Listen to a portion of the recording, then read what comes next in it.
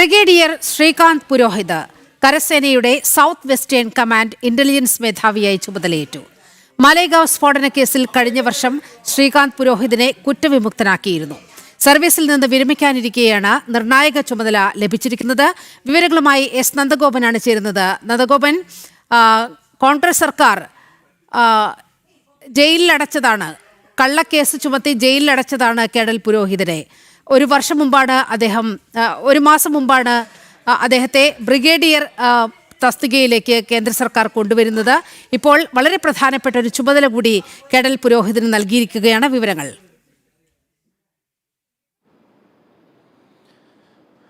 2008 മലേഗാവ് സ്ഫോടന കേസിലെ പ്രതിയായിരുന്നു അന്ന് ലഫ്റ്റനന്റ് കേണലായിരുന്ന ശ്രീകാന്ത് പുരോഹിത്. അതിനുശേഷം വർഷങ്ങൾ നീണ്ട നിയമ പോരാട്ടങ്ങൾക്ക് ഒടുവിലാണ് കഴിഞ്ഞ വർഷം അദ്ദേഹത്തെ NIA കോടതി കുറ്റവിമുക്തനാക്കിയത്.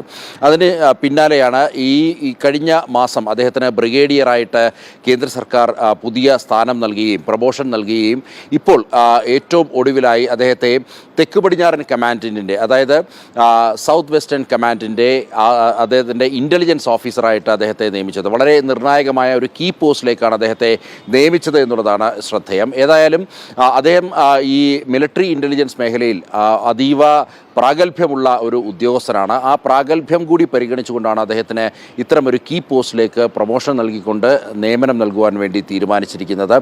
കഴിഞ്ഞ ദിവസം ഇതുമായി ബന്ധപ്പെട്ട ചില വാർത്തകൾ പുറത്തു വന്നിരുന്നു. അദ്ദേഹം ചുമതലയേറ്റതുമായി ബന്ധപ്പെട്ട വാർത്തകൾ പുറത്തു വന്നതിന് പിന്നാലെ സൈന്യത്തിനും ഭാരതത്തിനും വേണ്ടി ഇനിയുള്ള കാലം തൻ്റെ ജീവിതം പൂർണ്ണമായി മുഴിഞ്ഞു വെക്കുമെന്നുള്ളതായിരുന്നു അദ്ദേഹം പ്രതികരിച്ചത്. ഏതായാലും വളരെ നിർണായകമായ ഒരു നീക്കമാണ് കേന്ദ്ര സർക്കാരിൻ്റെ ഭാഗത്തുനിന്നും ഈ ഒരു വിഷയത്തിൽ നടത്തിയിരിക്കുന്നത്.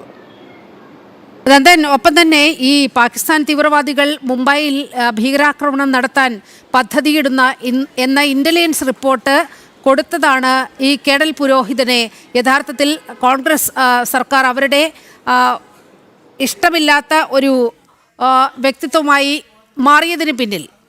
അതേ ഇന്റലിജൻസിൽ, മിലിറ്ററി ഇന്റലിജൻസിലേക്ക് അദ്ദേഹം തിരിച്ചെത്തുമ്പോൾ ഒരു തരത്തിലുള്ള പകരം വീട്ടൽ തന്നെയാണ് നടന്നിരിക്കുന്നത്, അല്ലേ? തീർച്ചയായിട്ടും അങ്ങനെ വിലയിരുത്തേണ്ടി വരും. പ്രത്യേകിച്ച് നേരത്തെ സൂചിപ്പിച്ച പോലെ തന്നെ അദ്ദേഹം മിലിറ്ററി ഇൻ്റലിജൻസിൽ വളരെ പ്രാഗൽഭ്യമുള്ള ഒരു ഉദ്യോഗസ്ഥനാണ്. അദ്ദേഹം സൈന്യത്തിൽ ജോയിൻ ചെയ്തപ്പോൾ മുതൽ, ലെഫ്റ്റനൻ്റായി ജോയിൻ ചെയ്തപ്പോൾ മുതൽ തന്നെ ഇൻ്റലിജൻസ് മേഖലയായിരുന്നു അദ്ദേഹം കൈകാര്യം ചെയ്തിരുന്നത്. അദ്ദേഹം ലെഫ്റ്റനൻറ്റ്, അതേപോലെ തന്നെ ക്യാപ്റ്റൻ, മേജറൊക്കെ ആയിരുന്നപ്പോഴും ഇൻ്റലിജൻസിൻ്റെ ഒരു ഉദ്യോഗസ്ഥനായിട്ടായിരുന്നു അദ്ദേഹം പ്രവർത്തിച്ചിരുന്നത്. പിന്നീടാണ് ലെഫ്റ്റനൻറ്റ് കേണൽ പദവിയിലിരിക്കുമ്പോൾ അദ്ദേഹം 2008 ഈ മലേഗാവ് സ്ഫോടന കേസിൽ അദ്ദേഹത്തെ കോൺഗ്രസ് സർക്കാർ, അന്നിരുന്ന UPA സർക്കാർ പ്രതി ചേർക്കുകയും അദ്ദേഹത്തെ ജയിലിലടക്കുകയും ചെയ്തത്. പിന്നീട് അദ്ദേഹം വലിയ നീണ്ട പോരാട്ടങ്ങളായിരുന്നു നടത്തിയിരുന്നത്. വലിയ നിയമ പോരാട്ടങ്ങൾക്കൊടുവിലാണ് അദ്ദേഹത്തെ കഴിഞ്ഞ വർഷം NIA കോടതി കുറ്റവിമുക്തനാക്കി പ്രഖ്യാപിച്ചത്. മാത്രമല്ല, ഇതിൽ ഏറ്റവും പ്രധാനം അദ്ദേഹം വിരമിക്കാനിരിക്കുകയായിരുന്നു. ഈ വർഷം അദ്ദേഹം വിരമിക്കാനിരിക്കുകയായിരുന്നു.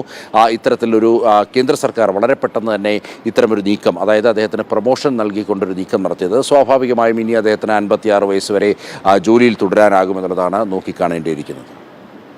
ഓക്കെ നന്ദൻ, അങ്ങനെ കേണൽ പുരോഹിതിനെ 9 വർഷമാണ് ഈ കള്ളക്കേസിന്റെ പേരിൽ ഹിന്ദു ഭീകരനാക്കി ചിത്രീകരിച്ചുകൊണ്ട് കോൺഗ്രസ് സർക്കാർ ജയിലിൽ അടച്ചത്. യഥാർത്ഥത്തിൽ RSSനെയും BJPയെയും ഒരു പ്രതിപട്ടികയിലേക്ക് കൊണ്ടുവരാനുള്ള, RSSനെ BJPയും തകർക്കാനുള്ള ഒരു നീക്കത്തിന്റെ ഭാഗമായിട്ടായിരുന്നു യഥാർത്ഥത്തിൽ കേണൽ പുരോഹിതിനെ ഇവർ ഉപയോഗിച്ചത്. അതിന് വലിയ തിരിച്ചടിയാണ് കോടതിയിൽ നിന്നും നേരിടേണ്ടി വന്നത്. ഇപ്പോൾ രാജ്യം ആ ധീര ദേശാഭിമാനിയായ മിലിറ്ററി ഉദ്യോഗസ്ഥന് അർഹിക്കുന്ന അംഗീകാരം നൽകി ആദരിക്കുന്ന ഒരു ഘട്ടം കൂടിയാണ് ഇപ്പോൾ.